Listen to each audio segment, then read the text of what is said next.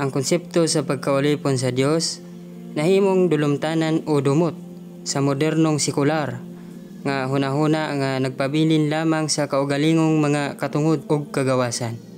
Ang iyang kaugalingong kagawasan ug katungod lang ang iyang prayoridad. Ang uban usahay moingon nga ang katawhan dili na kinahanglan nga mosimba. Tungod kay kini nga pagsimba-simba maoy makaguba sa ilang kagawasan.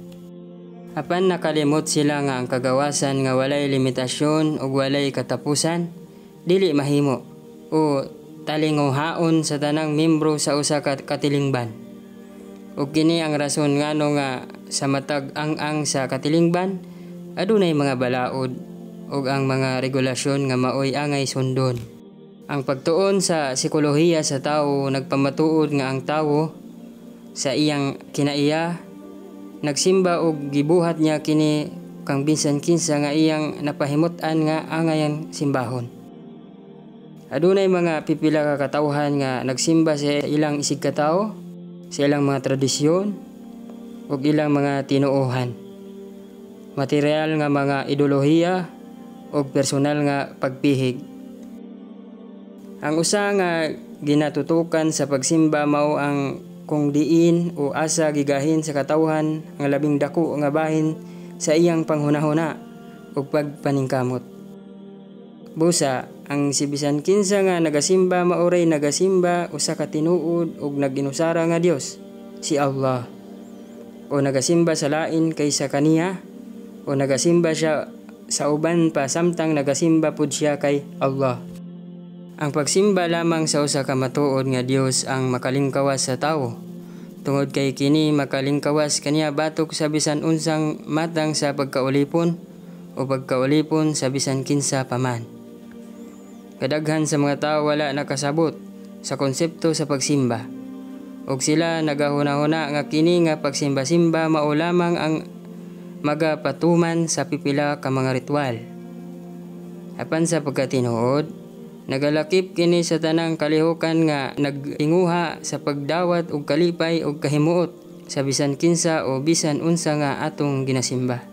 Sumala sa Islam, ang pagsimba sa naginusarang tinuod nga Dios, si Allah, usa kini ka voluntaryo og dili pinugos nga pagsunod sa iyang mga sugo o paglikay sa iyang mga dili ginatugutan. Gawas pa sa mga pag-ampo ug uban pang mga obligasyon sa relihiyon, ang pagsimba ana ay kalakip usab nga pagtuman sa mga saad ug mga kasabutan, pagkamatinud-anon, maayong buhat, pagtudlo ug pagtambag, pagmando sa kaayuhan, pagtabang sa uban, pakigbatog sa kakulangan sa hustisya ug uban pa. Ang pagsimba maoy katungod sa magbubuhat gikan sa iyang mga binuhat. Kini gibase sa panglantaw nga ang tanang mga butang namugna tungod sa pagmugna ug kabubuton sa naginusarang Dios. Ug kaniya nakasalig ang pagkanaa sa tanang mga butang nagdepende. Ug sa iyang mga kamot nagadepende ang tanang kinabuhi ug kamatayon, kaayuhan ug kadautan ug bisan unsa nga sangputanan sa mga butang. Dugang pa niini, kini ginasaligan sa pagkahibaluan nga ang tawo usa ka binuhat nga anaay responsibilidad nga nanginahanglan sa kanunay nga paggiya o pagdawat ni Allah. Ang Islam nagpamatuod nga bisan ang pagsimba mao ang katungod sa Dios.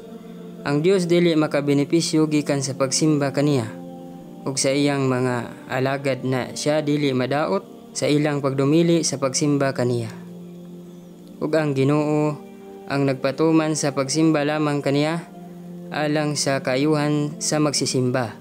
Ug kini nga kaayuhan iyang makabutan dinhi sa kinabuhing kalibutanon ug sa mosunod pang kinabuhi. Kung ang usa ka tawo makasabot nga ang magbubuhat og tigsustento og tagahatag mao iyang takos nga simbahon, siya mobuhat niini tungod sa iyang pagpasalamat og dakong gugma sa iyang Ginoo ug tungod kay siya nasayod nga kini mao ang husto ug hingpit nga pagabuhaton.